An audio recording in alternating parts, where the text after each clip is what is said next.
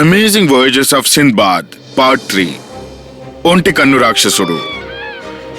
ఇదిగో నా పేరు టిక్.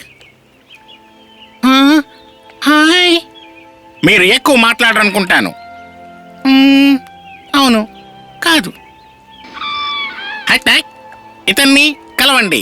ఇతను తన పేరు చెప్పలేదు. అతన్ని భయపెట్టారు టిక్. నేను కొంగల్ని భయపెట్టను. ఓ ఓడలో ఉన్న వ్యక్తిని భయపెట్టాను. అతని చేతుల్లో ఉన్న శాండ్విచ్ ని లాక్కున్నప్పుడు అతని ముఖాన్ని చూడండాల్సిందే. అలా చేయడం ఆపేయ్. వాళ్ళు మనకి ఆహారం ఇకపై ఇవ్వకపోతే దానికి కారణం నువ్వే. ఇక్కడున్న వాళ్ళంతా సులువుగా భయపడతారు. అది నా తప్పు కాదు. హే చిన్న అబ్బాయి, నీ పేరేంటి? నా పేరు టో. Hi to. ఇతని పేరు టిక్, నా పేరు టాక్. చెప్పు, నువ్వెందుకు అంత భయపడుతున్నావు? నేనెందుకు భయపడకూడదు? మీరు నాకంటే ఎంతో పెద్దగా ఉన్నారు. అది నిజమే, కానీ ఎప్పుడు ఎవరో ఒకరు నీకంటే పెద్దవారుంటారు. అది సహజం. దానికోసం నువ్వు ఎవరిని చూసినా భయపడక్కర్లేదు.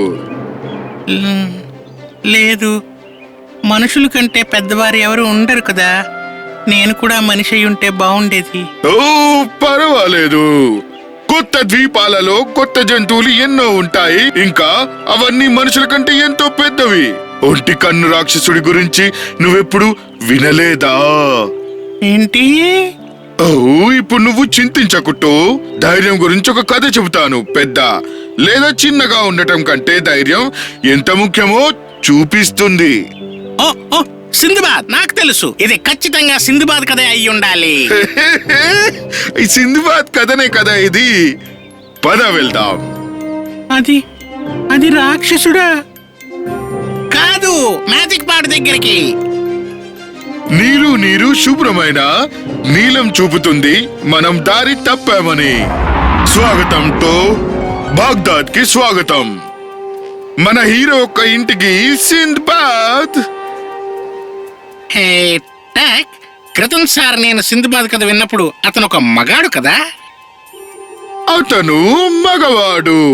ఆగు, కొద్దిగా కుడివైపుకు వెళదాం. దాన్ని ఈ విధంగానే చేస్తారు.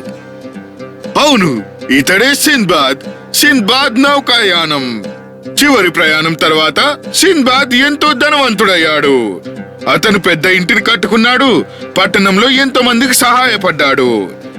సింద్బాద్ రోజులు గడుస్తున్న కొద్దీ ఎంతో ప్రసిద్ధి చెందాడు. హే సింద్బాద్, నేను కొందరితో కలిసి బల్చోరాకి నౌకాయానానికి వెళ్ళాం. అక్కడి నుండి మరో తీరానికి మా వస్తువులను అమ్మడానికి వెళ్ళాం. మీరు కూడా నాతో వస్తారా? ఓ తప్పకుండా. నేనంత దూరం ఎప్పుడు ప్రయాణం చేయలేదు.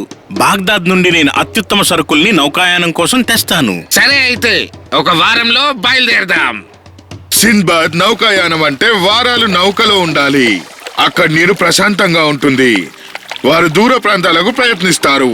అప్పుడు ఓ రాత్రి తుఫాను వచ్చింది.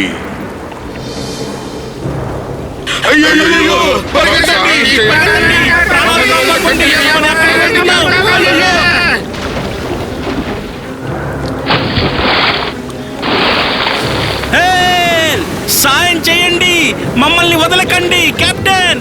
ఆగండి, మమ్మల్ని వదలకండి కెప్టెన్. వదలండి, ఆగండి. అయ్యో, ఏం జరిగిపోయింది? నేను ఓడని చుట్టూ తిప్పుతాను. సుడిగాలిలు వీస్తున్నాయి. నేను ఓడని తిప్పలేకున్నాను. ఆగు, నీ వైపు ఓడను విసురుతా. దీన్ని తీసుకో.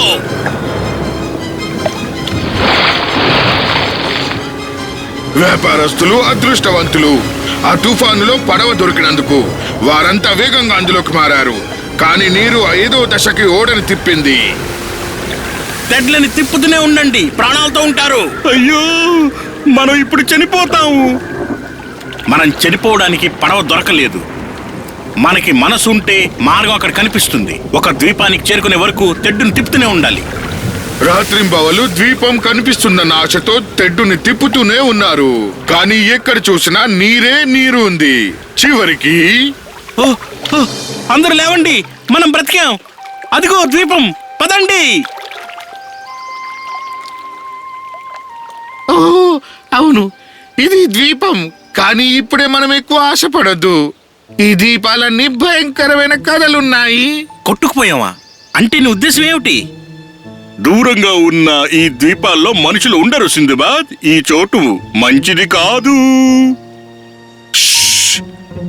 నీకేమైనా వినిపిస్తుందా? ఆగు, నన్ను దగ్గరగా వెళ్ళి చూడని. ఏంటి ఈ జంతువులు? నన్ను వదిలేసాయి, నన్ను వదిలేసాయి. ఏంటివి? వెళ్ళిపోండి, సహాయం చేయండి. ఏమిటి వింత జంతువులు? నన్ను వదలండి. ఆగు, నిజానికి ఇవన్నీ జంతువులు. మరి అన్ని జంతువులు ఒకే దానికి భయపడతాయి. వెళ్ళిపోండి జలరాశులారా, మమ్మల్ని వదిలేయండి.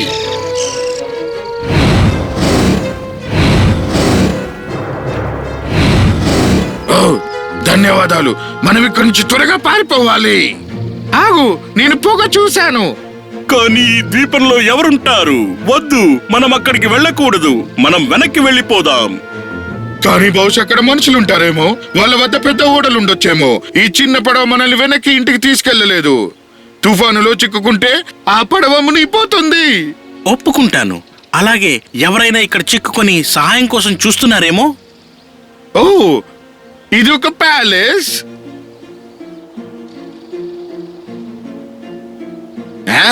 ఇప్పుడు మనం ఖచ్చితంగా రక్షించబడ్డాం. ఏమంటావ్? అవును కదా? నేనలా అనుకోవడం లేదు. అలా చూడు. పేద వ్యాపారస్తులకి వారికి ఏం జరగబోతుందో అస్సలే తెలియదు. ఎముకల గుట్ట. అవన్నీ నిజంగానే చాలా పెద్ద పక్షులు అయి ఉంటాయి. ఇది అసలు సాధ్యమే కాదు. నా మునుపటి ప్రయాణంలో నేను ఒక పెద్ద పక్షికి పెద్ద మాంసం ముద్దని విసరడం చూశాను. నన్ను క్షమించు, నిన్ను నిరాశపరిచినందుకు. కానీ నా అనుభవంతో ద్వీపాలకు దూరంగా జీవించడం ఎంతో సాధ్యమయ్యే విషయం. కబుర్లు చెప్పుకోవడానికి ఇది సరైన ప్రదేశం కాదు. పదండి, వెళ్ళిపోదాం. ఏం జరుగుతోంది? భూకంపం. ఇప్పుడెందుకు? ఇంకెన్ని కష్టాలు మనం చూడాల్సి ఉంటుంది. ఇది అయితే భూకంపం కాదు. మరైతే దీన్ని ఏమంటారు? ఆకలి.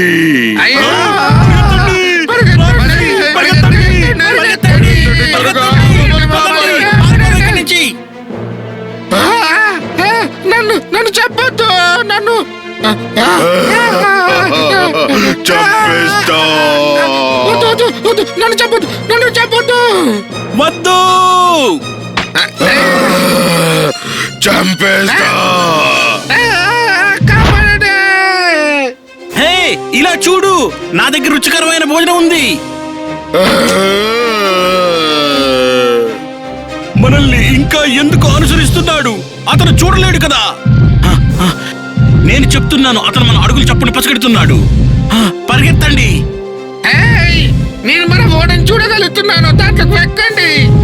వారంతా పడవ ఎక్కారు, తెడ్డు నడపడం మొదలు పెట్టారు. కానీ రాక్షసుడు వారిని వదల్లేదు. అతను చెట్లని నీటిలోకి విసరసాగాడు.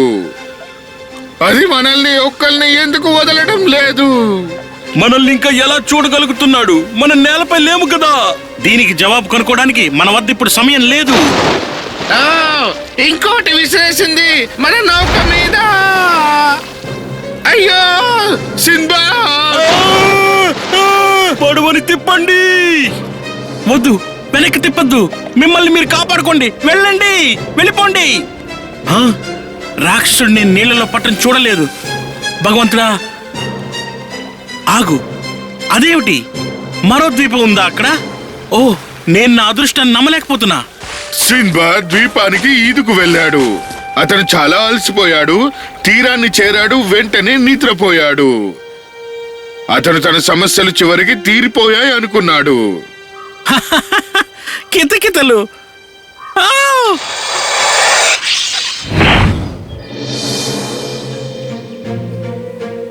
ఇవన్నీ ఎక్కడి నుండి వస్తున్నాయి? ఆగు, నాకు ఆలోచన వచ్చింది. సింబాద్ వేగంగా ఆలోచించాడు. ముళ్ళ చెట్టు ఆకులను కొన్ని తెంపాడు. అతను తనని తాను కప్పుకున్నాడు. పాము అతని వద్దకి శరవేగంగా వచ్చింది. ఊహించనిది నిజంగా జరిగింది. ఓరు భగవంతుడా, నా జీవితంలో అంత పెద్ద పావుని నేను ఎప్పుడూ చూడనే లేదు. ఇక్కడ నుండి నేను వెళ్ళిపోవాలి ఇప్పుడే. సిన్బాద్ చిన్న కవర్ని ముళ్ళ కొమ్మలతో ఏర్పరచుకొని లోపల కొన్ని రోజుల పాటు కూర్చున్నాడు.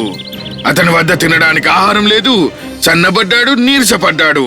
అలా ఒకరోజు అదృష్టం జవాబు చెప్పింది. ఇది నిజమవుతుందా? ఇది కల కూడా కావచ్చు. నేను నిజంగానే రక్షింపబడ్డాను. హే, ఇక్కడున్నాను, నన్ను కాపాడండి.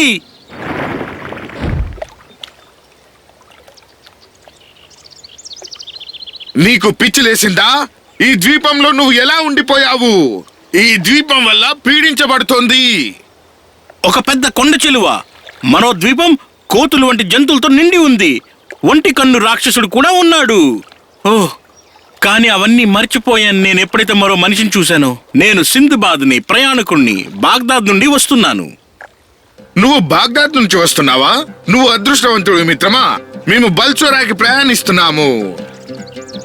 నువ్వు బాగ్దాద్కి ఇక్కడి నుంచి వెళ్ళొచ్చు. రా, నీ వద్ద చెప్పడానికి బోలెడు కథలు ఉంటాయి. ముందు నీకేమైనా తినిపిస్తాను. మీరు అస్థిపంజరంలా ఉన్నారు. మనం త్వరగా ఇక్కడి నుండి వెళ్ళిపోవాలి, మన ఇద్దరం ఒకటయ్యే లోపే. నిజమే. ఆగు, ఇతర వ్యాపారస్తులకి ఏం జరిగింది? ఓ, కొంత దూరం ప్రయాణించాక వారికి ఒక పెద్ద ఓడ కనిపించింది. అది వాళ్ళని వారి పట్టణానికి తీసుకెళ్ళింది. పాపం సింద్బాద్, అతను తన వస్తువుల్ని పోగొట్టుకున్నాడు. లేదు, సిన్బాద్ బాగ్దాద్ కు బల్సోరా నుండి వెనక్కి వచ్చాక జరిగింది. అతను మళ్ళీ ఓడ కెప్టెన్ ని కలిశాడు. కెప్టెన్ ఎంతో సంతోషించాడు సిన్బాద్ ని చూసి. అతను చెప్పాడు అతని మిత్రులను వదిలి వెళ్ళినందుకు సిగ్గుపడ్డాడు. కెప్టెన్ మరియు ఓడలోని ఇతర వ్యాపారస్తులు సిన్బాద్ వస్తువులని అమ్మేశారు. సిన్బాద్ సరుకులో నాణ్యత ఉంది. వ్యాపారస్తులు సిన్బాద్ కుటుంబానికి ఆ డబ్బు ఇవ్వదలిచారు. కానీ సిన్బాద్ 20 సంచుల బంగారు వెండి నాణ్యాలు ఇచ్చాడు. సిన్బాద్ వారికి కృతజ్ఞతతో బహుమతులు ఇచ్చాడు. అప్పుడు అతను మిగతా డబ్బుతో పెద్ద ప్యాలెస్ కట్టాడు. అవసరం ఉన్న వారికి సహాయం కూడా చేశాడు. వావ్! ఇది ఎంత అద్భుతమైన కథ. ఇంకోటి చెప్పు. ఇప్పుడు కాదు చిట్టి తల్లి. మరోసారి కలిసినప్పుడు కొన్ని దాచుకుందాం.